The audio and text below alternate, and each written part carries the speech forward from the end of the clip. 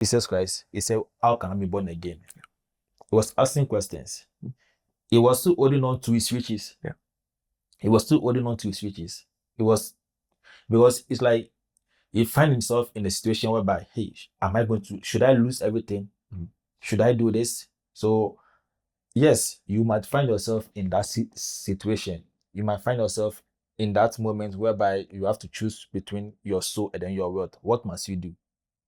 As Pastor said earlier, he is the author and finisher. You have to just look at him. What example did he give us in the Bible? He shone away and then placed value on his soul. And to lose your soul is like to go against the will and the purposes of God for our lives. It's like we are alienating ourselves from God. That is when we lose our soul. It's like because the moment that happens, we are no more under the guidance of God. Therefore, we are doing whatever thing that we want. So, Mark 38:35 says that, "For whosoever will save his life shall lose it." This is interesting. How can I save my life, but I will lose it?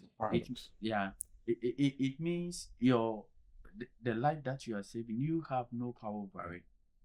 You don't have power over it. There is a higher authority who has that power, and he is telling you that if you save your life, you are going to lose it. So in order not to save your life, you have to lose your life to take his life. And how do you take his life? To walk under his guidance, to do as he says and not as we want. Okay, as I said earlier on, that in measuring success, we have to do it through the lenses of God's purpose for our life.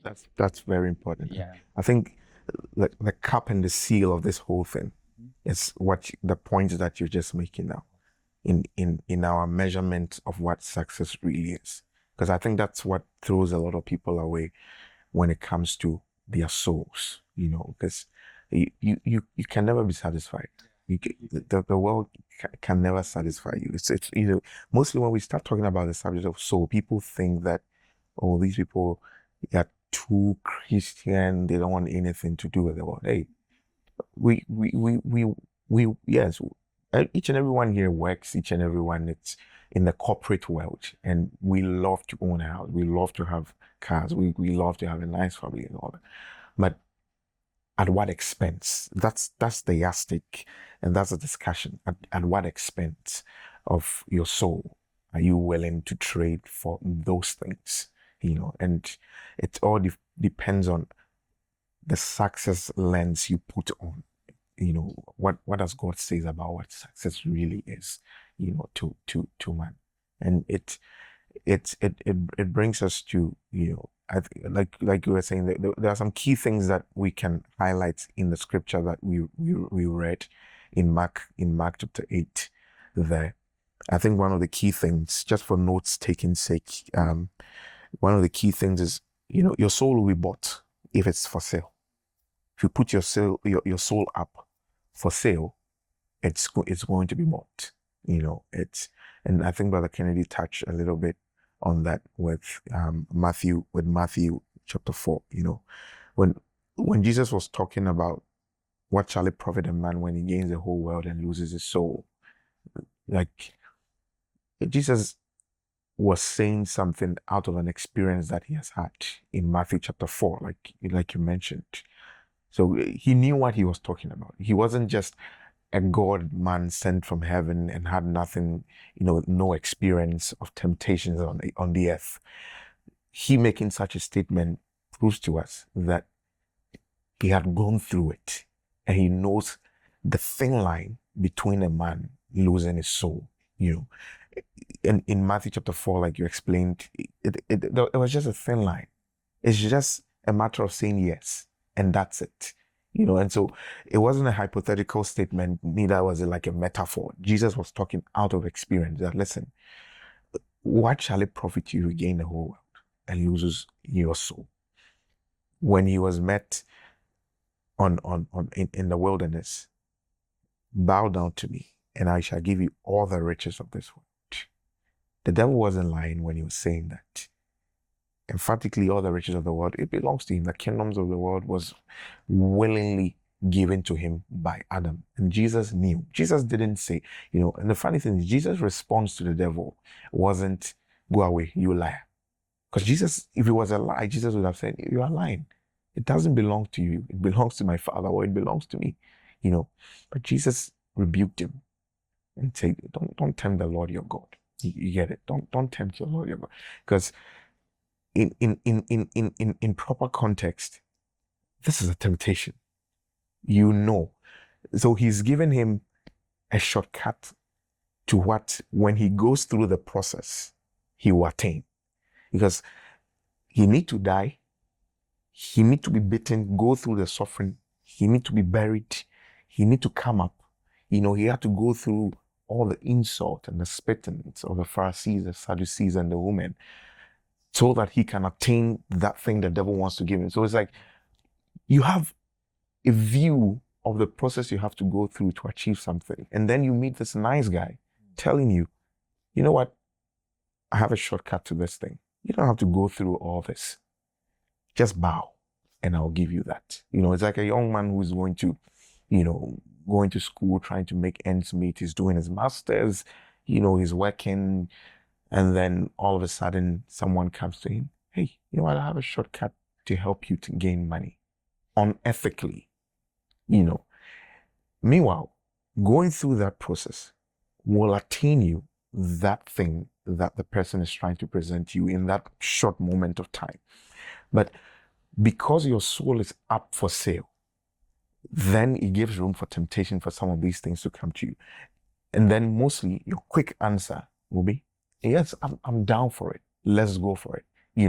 But in Jesus' example, he shows us how to be tenacious in the face of, being tempted to sell our souls. And so Jesus' response to the devil was, I'm not interested in the offer that you're giving me. I'm willing to go through the process to obtain. And that wasn't, the first time Jesus was exhibiting, why it is so needful for us to go through the process to attain what we're already destined to have, and it's great. I don't know if you've ever find yourself in a situation whereby, for instance, you've been offered, or you've been given the food to eat, Yeah. and you are allergic to this food. Yeah. You say no, meaning you knew you are allergic to it. Yeah. And then at the other time too, they've given you something to eat, and whereby you know that this thing that they've given you, to you, like, you have some kind of conviction in you that this thing is not good. Yeah. So at that moment, the first instance whereby this food, you don't like it at all, or I would rather stay hungry than to eat this food. But why is it that when they offer you a different thing, you will try and say, okay, let me try it and see. Jesus, like the way you said, Jesus Christ said, I would rather be hungry than to sell my soul to the devil. Yeah. That is the thing. That's what he said over there. So in some aspect of our life, in some moment of our life, that is what we have to do. I would rather be angry, or I would rather stay poor than to get rich in that manipulated way or something. That is what we have to cultivate. Because if we don't do that, I mean, we always sell our soul to things that is not well, because things that are temporary is what mostly we sell our soul to. That's true. Things that are temporary, things that are worldly, that's what we mostly sell our soul to. And that's in Jesus' case, he knew that the world is temporal. He knew, because the world has been destroyed once before. Genesis chapter 1. Noah's time. So it's like he knew that it is temporal. Yeah. It is temporal. So sometimes when we are being offered things that are temporal, like the way you always say, I would rather stay home, or I would rather stay poor than to sell my soul, or than to exchange my soul to that thing. Yeah. And one typical example is the book of Joshua, when Joshua and then his people went to to war against, is it the Amalekites or his enemies?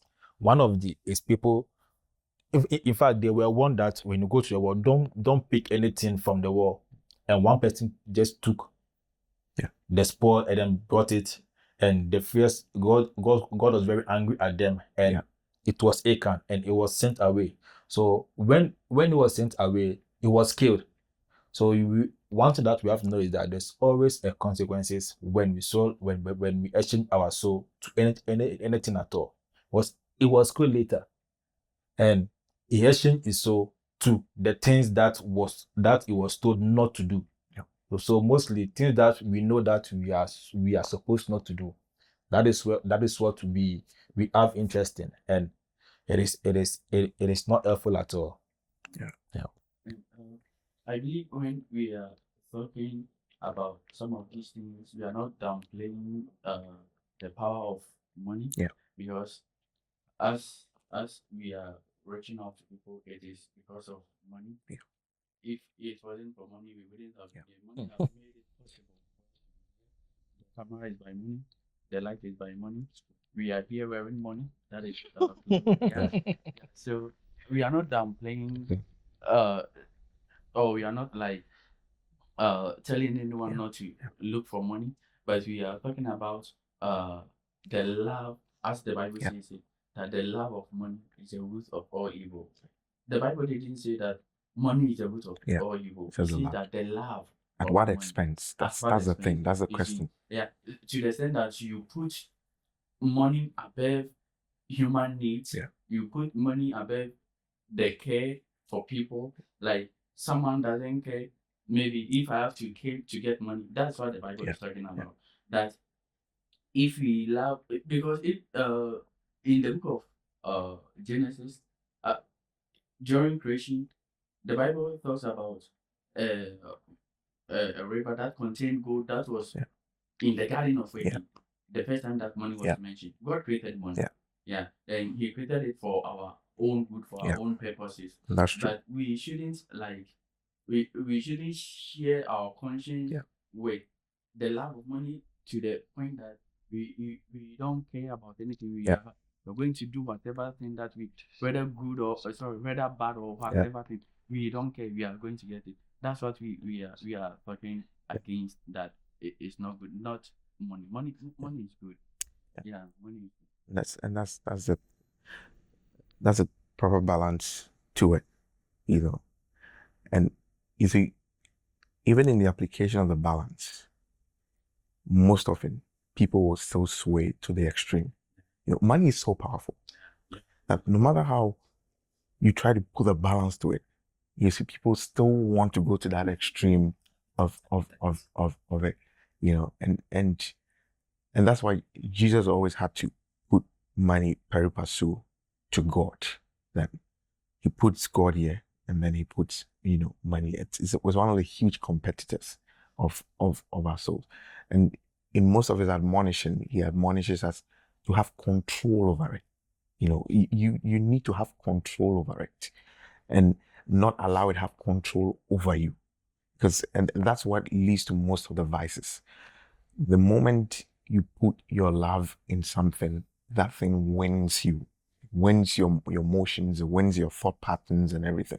And that's why the Bible says in Romans chapter 12 that we should offer ourselves as living sacrifices unto God, because we have decided that we'll put our love and our trust in him. And so it's so easy for us to let go our members for him. In the same way, in the same vein, if you put your love in money, then it becomes so easy for you to, offer your members to it in whatever direction that it wants to lead you to. You see, and one of the barometers or one of the metrics to find out whether you are being extreme is you ask yourself that, what is that one thing that I'm so obsessed about, to the point that I keep saying to myself that if I don't get this thing, or by all means, I need to get this thing at the expense of anything. That's a metric to measure whether you are going the other extreme of it. Because there are many things that most of us desire to get, But the moment it shifts to a certain extreme where it's like you want to break all ethical boundaries to get it, then that thing is becoming an idol in your life, where it's like you feel you cannot do without it.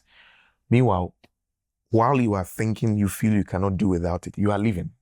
In that moment of time that you are thinking, I don't think I can do without this thing. You don't have it, but still you are existing. Probably you might have existed 23 years or 30 years before that thought even came to your mind, and so it tells you how going the extreme of it sometimes even distort our view of our own personal life as well. All right. Yeah. I don't know if we've heard the statement, God, this is my life.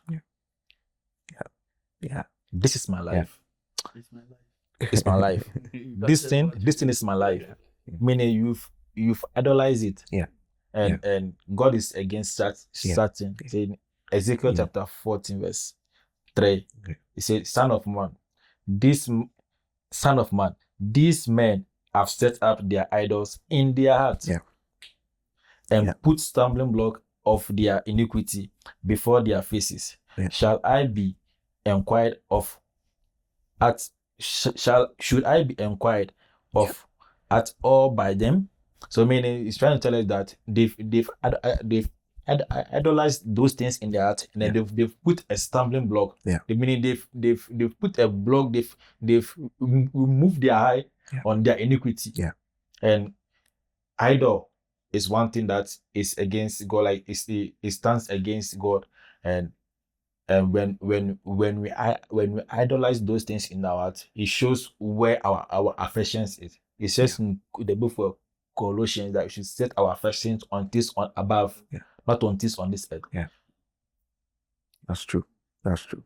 When I was mentioning money and how people like can go to the extent of putting money like above people, like we are going to do whatever thing that we can to get money. And I remember seeing this video, and he received a call, and he was like, "Is it about business? Is it about money?" And the person said no. On the other hand, then he dropped it. Okay. Some will also say, if it's not about money, don't call me. It's not a good thing, because one thing that I know is